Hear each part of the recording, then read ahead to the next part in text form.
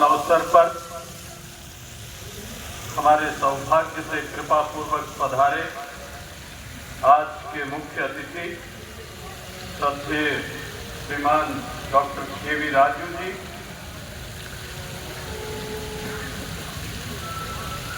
मंच पर विराजमान विश्वविद्यालय के माननीय कुलसचिव डॉक्टर राकेश कुमार शुक्ल जी, श्रीमान एच.एन. पांडे जी और मेरे सम्मुख इस विश्वविद्यालय के गौरव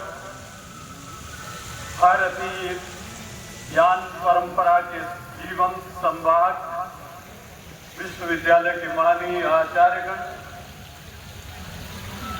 इस विश्वविद्यालय के अहर्निशम सेवा महे के भाव से काम करने वाले यहाँ के अधिकारीगण, कर्मचारीगण और इस विश्वविद्यालय के मनस्वी, तपस्वी और यशस्वी छात्रगण, देवियों और सज्जनों,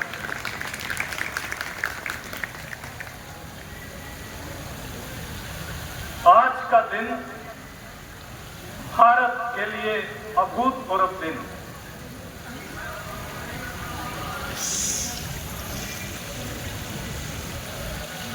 हमारे स्वाधीनता सेनानियों ने लंबे संघर्ष के बाद जिस सपने को देखा था,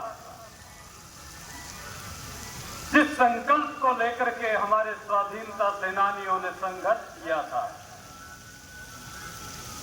उस संघर्ष की परिणति के रूप में जब 15 अगस्त सन 1947 को भारत आजाद हुआ, तो इस आजाद भारत को एक तंत्र की आवश्यकता थी। तंत्र के अधीन इस देश को आगे बढ़ना था। इसके लिए संविधान सभा का निर्माण हुआ।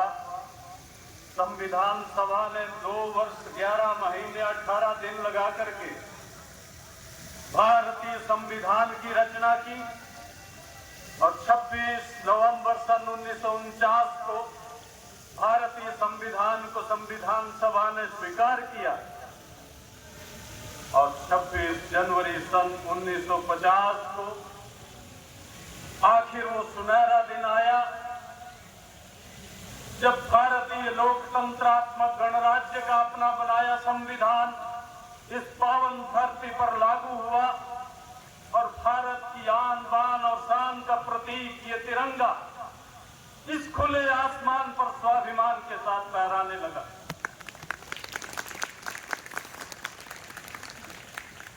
छब्बीस जनवरी की कल्पना कोई साधारण रूप से नहीं कर ली गई। इसके पीछे एक लंबा इतिहास है। 26 जनवरी सन 1930 में भारत के स्वाधीनता सेनानियों ने लाहौर में रावी नदी के तट पर एक अधिवेशन किया और उस अधिवेशन में संकल्प लिया कि पराधीनता की बेड़ियों में बंधी भारत मां जब तक आजाद नहीं हो जाती, भारत की तरुणाई तब तक चैन की नींद नहीं सोएगी। ये संकल्प भारतीय स्वाधीनता सेनानियों ने दिया और 17 वर्ष पश्चात आखिर 15 अगस्त सन 1947 को आधी रात को भारत आजाद हुआ। लेकिन भारत की अभी ये भौगोलिक आजादी थी, राजनैतिक आजादी, सांस्कृतिक रूप से आजाद नहीं हुआ था, शैक्षणिक रूप से आजाद नहीं हुआ था। जिसके लिए लंबी यात्रा चली और आप सब हम गौरवशाली हैं कि वर्तमान शासन सत्ता ने एक सांस्कृतिक राष्ट्रीय जागरण के माध्यम से देश की जनता को जगाया, देश की तरुणाई को ललकारा, देश की जवानी को पुकारा और इस देश की जवानी जागी। और आज आपके सामने देखिए 500 वर्षों के लंबे इतिहास के बाद देश का ये सांस्कृतिक पुनर्जागरण हुआ, जिसका जीता जागता उदाहरण अयोध्या में भव्य श्री राम मंदिर का निर्माण। जय श्री राम। ये भारत के स्वाभिमान की जीत थी, ये भारत की अस्मिता की जीत थी। इस प्रकार की जीत का सपना उन लाखों शहीदों ने देखा था जो उन क्रूर अत्याचारी अंग्रेजों की कठिनाइयों को झेलते हुए मां भारती के लिए लड़ते रहे। आज का दिन वस्तुतः संकल्प का दिन है। आज का दिन आत्मावलोकन का दिन है। हमने तब से आज तक क्या पाया है और क्या खोया है। हमारे संघर्ष में, हमारे समर्पण में, हमारी मेहनत में कहां कमी रह गई है। हर संस्था को अपने अपने दृष्टि से, अपने अपने विचारों के आधार पर अपने कार्यों का मूल्यांकन करने का समय होता। ये संस्था काशी में विराजमान है। काशी ज्ञान की राजधानी है। ज्ञान के प्रवाह को निकालने वाली जो संस्था है वो संपूर्णानंद है। काशी का गौरव केवल संपूर्णानंद से है, क्योंकि काशी को ज्ञान की नगरी कहा जाता है और ज्ञान को बहाने वाली कोई संस्था है, ज्ञान का दान करने वाली अगर कोई संस्था है, सबसे प्राचीन संस्था है, जिसके महत्व को देखते हुए अंग्रेजों ने सन 1791 में इस भवन की नींव रखी थी। इस महाविद्यालय का सरकारीकरण किया था और उसके बाद ये विश्वविद्यालय बनता चला गया। आप देखिए, काशी में सबसे प्राचीन संस्था ये है। 1916 में काशी हिंदू विश्वविद्यालय की उत्पत्ति हुई। 1920 में महात्मा गांधी काशी विद्यापीठ की उत्पत्ति हुई। लेकिन काशी तो ज्ञान की राजधानी उससे पहले से थी, और ज्ञान की राजधानी बनाने वाली कोई संस्था थी तो वो संपूर्णानंद संस्कृत विश्वविद्यालय था। और ये महाविद्यालय के रूप में भी पूरे देश के लगभग 1400 महाविद्यालयों को संबद्ध किए हुए था। ज्ञान की ज्योति जगाने वाली अगर कोई संस्था थी तो यही थी। इसलिए वर्तमान शासन सत्ता के प्रमुख आर्थिक सलाहकार सौभाग्य से हमारे बीच में उपस्थित है। मैं निवेदन करना चाहूंगा कि ज्ञान का मूल ये संस्था है। इस मूल के फूल कभी सूखने नहीं चाहिए। ये मूल हमेशा हरा भरा रहे और यहाँ के फूल हमेशा खिलते रहे। इसके लिए आपकी आर्थिक सहायता बहुत जरूरी है, क्योंकि आप उत्तर प्रदेश की आर्थिक सेहत को ध्यान में रखते हुए माननीय मुख्यमंत्री जी को सलाह देते हैं। इस सलाह में यह भी सलाह दें कि भारतीय ज्ञान परंपरा की ज्योति को अगर आगे बढ़ाना है तो संपूर्णानंद को मजबूत करना होगा। और संपूर्णानंद के मजबूत करने से केवल संपूर्णानंद मजबूत नहीं होगा, भारतीय सांस्कृतिक परंपरा मजबूत होगी, भारतीय ज्ञान परंपरा का प्रवाह मजबूत होगा, भारतीय संस्कृति की विश्व में पुनः प्रतिष्ठा होगी। इस प्रकार का संकल्प हमको लेना होगा और इस तरह की सहायता आपसे हमको चाहिए। हम अपनी जगह पे जहां भी हैं उसको निष्ठा पूर्वक अपने दायित्व का अगर निर्वाह करते हैं तो हम देशभक्त हैं। देशभक्ति केवल सीमा पर हथियार उठाकर लड़ने से नहीं होगी। जो व्यक्ति जहां है सीमा पर, तो हमारे सिपाही दुनिया में बेजोड़ हैं। उनके मुकाबले का दुनिया में कोई सैनिक नहीं है। हमारे किसी सैनिक का कभी ऐसा नहीं सुनने को मिला कि उसने भागते हुए पीठ पर गोली खाई। भारत पर जब कारगिल की वार थोपी गई तो हमारे हिंदुस्तान के जवानों ने दिखा दिया कि चढ़ाई चढ़ते हुए सीने पर गोली कैसे खाई जाती है। भागते हुए पाकिस्तानियों ने पीठ पर गोली खाई थी। इस देश की जवानी जब इस देश पर आवश्यकता पड़ती है तुरंत खड़ी हो जाती है। इस देश की एक अद्भुत विशेषता है। आपने देखा अभी कुछ साल पहले, चाहे कोरोना की मार रही हो, चाहे लद्दाख में चीन के द्वारा उत्पन्न विषम परिस्थिति हो, इस देश की जवानी खड़ी हुई। भागते हुए चीनियों को आपने देखा होगा, लेकिन भारत की, हिंदुस्तान की फौज कभी पीछे मुड़ के नहीं देखती। वो अपने अदम्य साहस के कारण सीमाओं की रक्षा करने में समर्थ है। लेकिन भारत के अंदर हम सभी का भी दायित्व है। वो हमारी रक्षा कर रहे हैं, लेकिन देश की रक्षा करना प्रत्येक व्यक्ति का दायित्व है। हम जहां हैं, हम अपने परिसर को स्वच्छ रखें, हम अपने परिसर में अध्ययन अध्यापन की व्यवस्था को व्यवस्थित रखें, हम अपने कार्यालयीय व्यवस्थाओं को सुदृढ़ करें, पारदर्शी बनाएं, प्रामाणिक बनाएं और किसी कार्य को कभी किसी स्थिति में न लटकाएं। इस भाव से अगर हम काम करते हैं तो हम देशभक्त हैं और देशभक्ति से हम काम करते हैं। हमको ये संकल्प लेना है, क्योंकि आज का दिन आत्मावलोकन का दिन है। आज का दिन उन शहीदों को याद करके संकल्पित होने का दिन है। ऐसे दिन में हम सब संकल्प लें।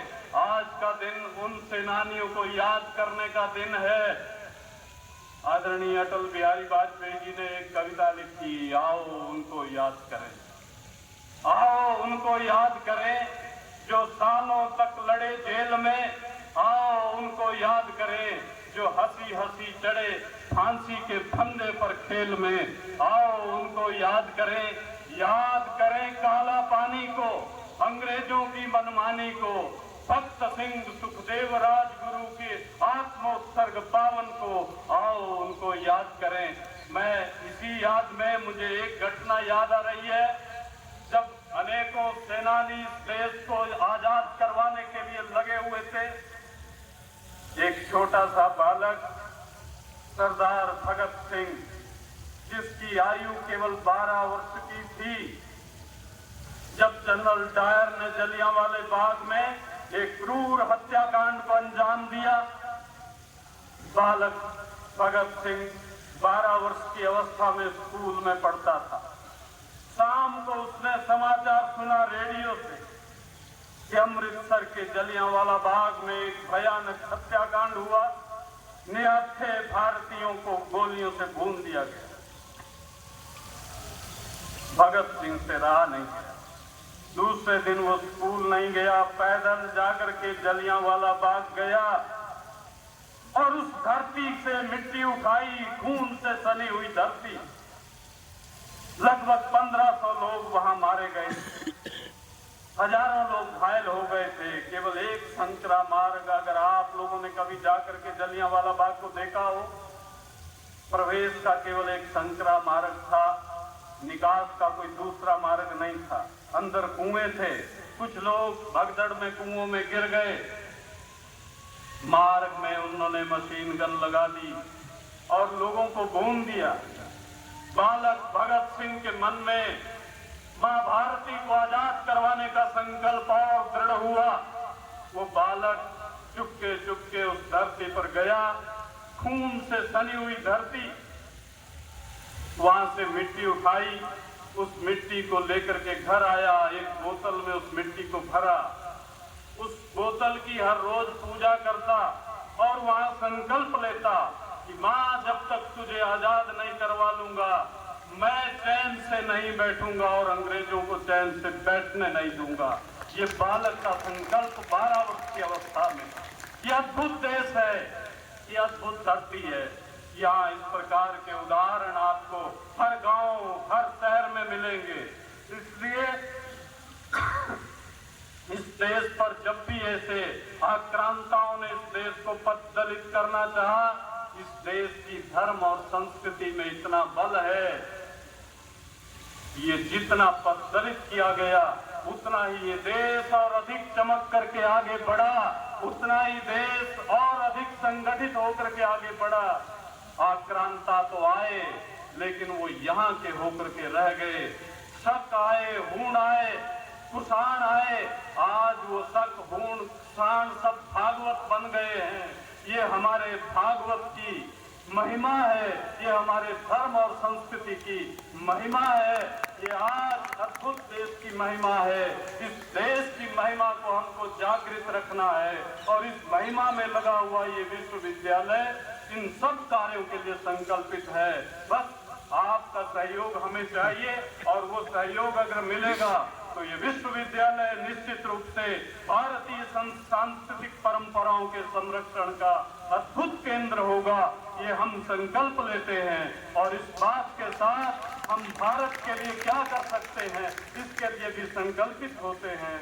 हम उन अमर शहीदों को श्रद्धांजलि अर्पित करते हैं और उनके दिखाए हुए रास्ते पर हम चले, यही उनके लिए सच्ची श्रद्धांजलि होगी। और अपने कर्तव्य पथ पर, धर्म मार्ग पर आगे बढ़ते हुए हम आगे हमेशा चलते रहे और इस देश का शीश कभी झुकने ना पाए, इस प्रकार का कार्य हम करते हुए संकल्पित होकर के आगे बढ़े। मैं बाबा विश्वनाथ से प्रार्थना करता हूँ कि वो हम सबको शक्ति दे, सद्बुद्धि दे और सामर्थ्य दे कि हम अच्छे कार्यों में, रचनात्मक कार्यों में अपनी शक्ति को लगा पाएं।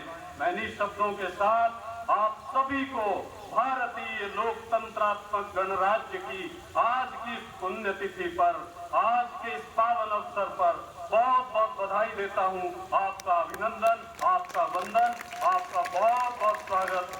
भारत माता की जय, भारत माता की जय, भारत माता की जय, वंदे मातरम, वंदे मातरम, वंदे मातरम, जय हिंद। जय।